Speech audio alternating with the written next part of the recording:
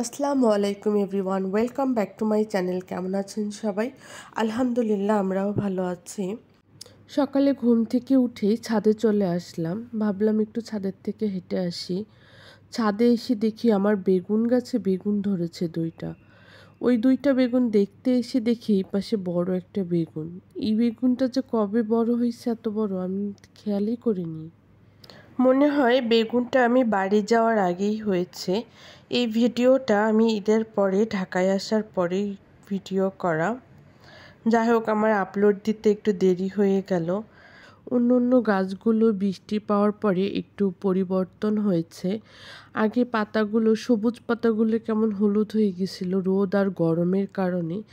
আজ 2 দিন বৃষ্টির কারণে একটু পাতাগুলোর মনে হয় জীবন ফিরে পেল। মাশাআল্লাহ, আমার ঢ্যাঁড়স গাছগুলো অনেক লম্বা লম্বা হয়েছে। মনে হয় কিছুদিনের মধ্যেই ঢ্যাঁড়স হবে। আমার মানকচু গাছটায়ও নতুন পাতা বের হয়েছে। বৃষ্টি পেলে সব গাছের পাতাই নতুন করে ভিতর থেকে পাতা বের হয়, আর গাছের পাতাগুলো মনে হয় প্রাণ ফিরে পায়। বৃষ্টি হলে যে আমরাই শুধু স্বস্তি পাই তা কিন্তু নয়। গাছ, পাখি, ফুল, ফল সব কিছুই মনে হয় নতুন করে একটা প্রাণ ফিরে পায়, নতুন করে স্বস্তি পায়। এই কলা গাছের সাথে যে 2-3টে ঢ্যাঁড়স গাছ আছে, এগুলো ওগের তুলনায় আরও বেশি বড় হয়ে গেছে। তারপরে ছাদের গাছে পানি দিয়ে নিচে চলে আসলাম। আজকে খাসির পায়া বা খাসির নেহারি রান্না করব, আপনারা যেটাই বলেন। এখানে নেহারি রান্না করার জন্য খাসির পাগুলো ভালোভাবে পরিষ্কার করে কেটে ধুয়ে রেখেছি।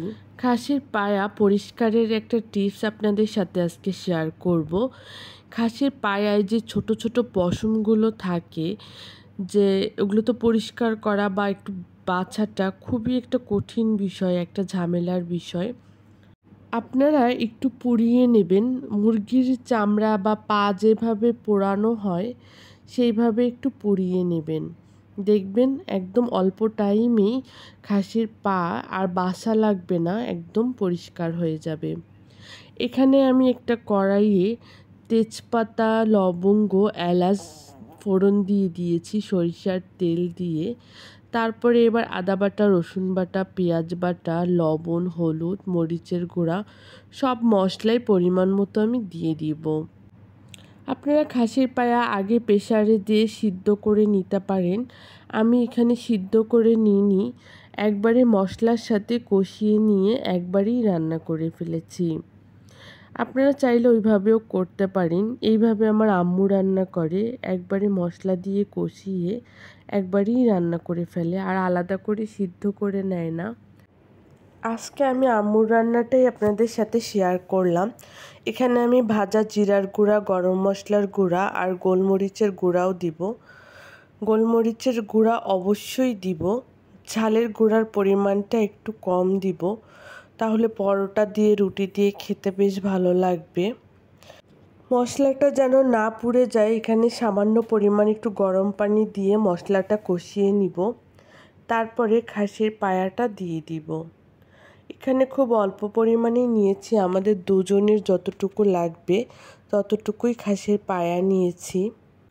ভালো করে কষিয়ে নিয়ে তারপরে সামান্য পরিমাণ একটু গরম পানি দিয়ে আগে ঢাকা দিয়ে দিব, দিয়ে আবার একটু কষিয়ে নিয়ে তারপরে পরিমাণ মতো ঝোল দিয়ে দিব, দিয়ে ঢাকা দিয়ে রাখবো। চুলার আঁচটা প্রথমে একটু বাড়িয়ে দিব, পরে একটু কমিয়ে দিব, যেন আস্তে আস্তে এটা সিদ্ধ হয়ে যায়। খাসির পায়া আমার মোটামুটি রেডি হয়ে গেছে। নামানোর আগে একটু গরম মশলার গুঁড়া আর জিরা গুঁড়া, ভাজা জিরার গুঁড়া একটু ছিটিয়ে দিব। তারপরে আমি পরোটাগুলো ভেজে নিব। এখানে আমি ফ্রোজেন পরোটাগুলো ভাজতেছি। এই পরোটার সাথে আমি একটু সিদ্ধ আটার রুটিও ভেজে নিয়েছি। রুটিগুলো ফ্রিজে বানানো ছিল। খাসির নেহারি রেডি হয়ে গেছে। ঢাকায় ফিরে আসার পরে অনেক ব্যস্ততার কারণে আমি অনেক ভিডিও আপলোড করতে পারিনি। অনেক ভিডিও আমার ফোনের গ্যালারিতে জড়ো হয়ে আছে। অনেক আপুদের ভিডিও আমি দেখতে পারিনি। আজকে ভিডিও আপলোড করে ইনশাল্লাহ সবার ভিডিওই দেখে নিব আর সবার কমেন্টে রিপ্লাইও দিব ইনশাল্লাহ। আর আমার রেসিপিটি অবশ্যই ট্রাই করে দেখবেন।